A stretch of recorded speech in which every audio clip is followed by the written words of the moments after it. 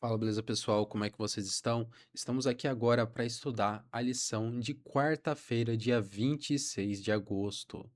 É um momento hipertexto, um pouco curto, às vezes nem tanto. A gente vai estar lendo alguns dos versos que diz aqui, mas que possa estar servindo de grande auxílio, tanto para mim quanto para cada um de nós.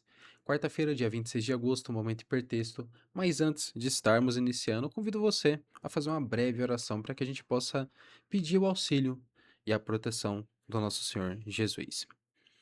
Muito obrigado, Senhor, por mais um dia, por um momento que estamos aqui estudando a Sua palavra. Fica conosco, Senhor, nos ajuda, nos dá entendimento, que o Espírito Santo possa, Senhor, ser o nosso professor e nos ajudar a, de fato, a colocar em prática o que vamos estar estudando aqui. Uma lição muito boa e que traz bons ensinamentos para cada um de nós. Muito obrigado por tudo, em nome de Jesus. Amém. Momento hipertexto, quarta-feira, dia 26 de agosto, se inicia da seguinte maneira. O tema dessa semana nos lembra que calar a consciência por conveniência é perigoso, que escolher Barrabás ao invés de Cristo é algo que ainda repetimos quando preferirmos o pecado, e que a queda de Jesus sob o peso da cruz revela uma verdade consoladora. Precisar de ajuda não é sinal de fraqueza, mas de humanidade. Nem mesmo Salvador carregou o fardo sozinho. Como as pessoas das passagens a seguir ajudam a entender melhor o julgamento de Jesus perante Pilatos e Herodes, né? Bem, aqui vai falar a mesma coisa, mas em outros evangelhos, bem interessante.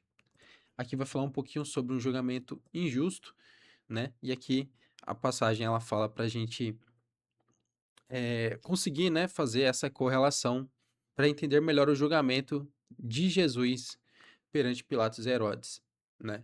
Vamos aqui em Êxodo 23, verso 2.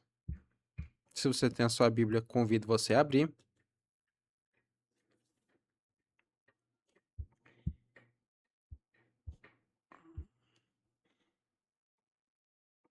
Êxodo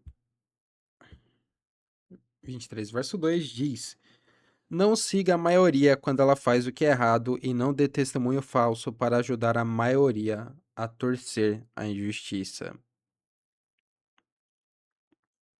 Tem outra coisa aqui que o terceiro verso que é tão bom quanto, que diz: Não faça injustiça nem mesmo para favorecer o pobre. É exatamente isso. O que é justo é justo.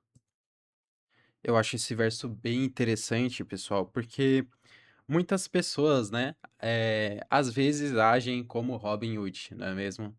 Fazem injustiça, mas falam, não, é porque nós temos que beneficiar os pobres, e assim, o que é injusto, o que é justo, independente de classe social, de etnia, de cor, de contexto. O que é errado, o que é certo, né? E isso acaba transparecendo muito, né, no julgamento de Cristo, afinal, Jesus ele foi injustamente, injustamente, ele foi condenado, né? E aí a gente vê o quê? A gente vê que a maioria das pessoas lá gritaram pedindo para soltar Barrabás, né? Um grito satânico houve naquele momento. E aqui quando a gente vê o verso, não siga a maioria quando que ela faz o que é errado e não dê testemunho falso para ajudar a maioria a torcer a justiça. Né? No próprio julgamento de Cristo, antes, né, de ele acabar sendo crucificado, a gente vê os líderes religiosos e com certeza testemunhas pagas naquele meio proferindo mentira, testemunhando coisas que de fato não aconteceram exatamente para que Jesus ele pudesse ser morto, distorcendo fatos, né? Isso são coisas para a gente poder prestar atenção. Quando vamos aqui agora para Provérbios 17, verso 5, um pouquinho mais para frente, Provérbios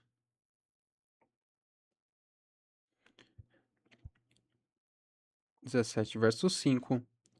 Quem caçoa do pobre insulta a Deus, que o fez.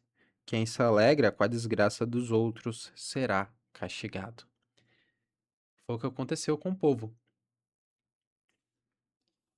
Eles riram, se alegraram com a desgraça, com a crucifixão, com o julgamento imundo de Cristo.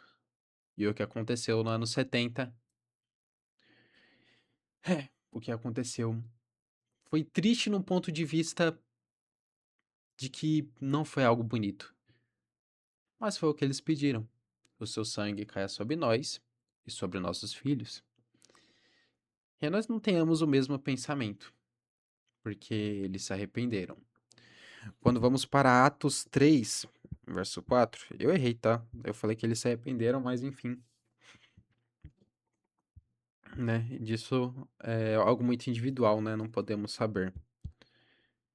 Atos 3, verso 15: Assim vocês mataram o autor da vida, mas Deus o ressuscitou, e nós somos testemunhas disso. Uou. Assim vocês mataram o autor da vida. Que, sabe, que palavra bonita, autor da vida. O autor da vida é Jesus. Ele é a própria vida em si, né? A morte é a ausência da vida. A ausência de quem? Do Criador, de Jesus, o autor, né? E o que eles fizeram? Condenaram ele. Mas Deus o ressuscitou e nós, que somos cristãos, eu, você, somos testemunhas disso.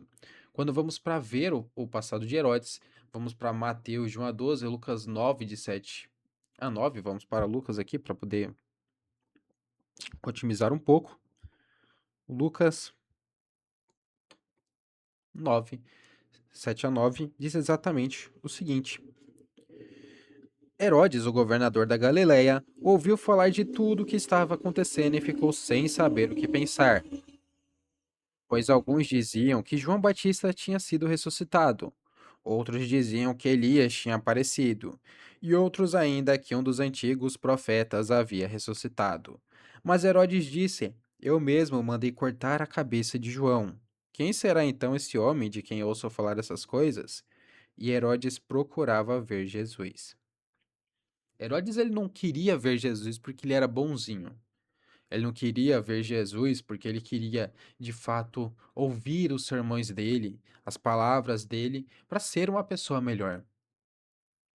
Era simplesmente curiosidade. Será que perdão, será que eu e você muitas das vezes não estamos na igreja somente por curiosidade? Ou pior, somente por uma barganha? É complicado. Muitas vezes somos chamados a consentir com isso e precisamos ter punho firme. Herodes, ele não era uma boa pessoa.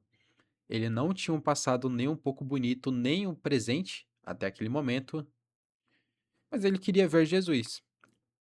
Ele queria ver para ver de fato realmente o que era, quem ele era.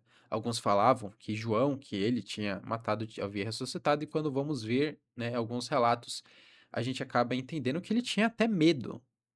Ele tinha medo, tinha dificuldade de dormir, ao ver de fato a popularidade de Jesus crescendo e sabendo que ele fez o que fez. Mais uma vez, quando vamos ver a história de Herodes, a gente vê que ele acabou, por ele mesmo ele não mataria João Batista, mas que ele acabou cedendo à pressão de grupo. A pressão de grupo é hoje uma das coisas que mais acaba nos afastando da igreja, tanto dentro quanto fora. Quando vemos na parte de fora, vão ter pessoas sempre nos mostrando: olha, faz isso, faz aquilo, vamos para tal lugar.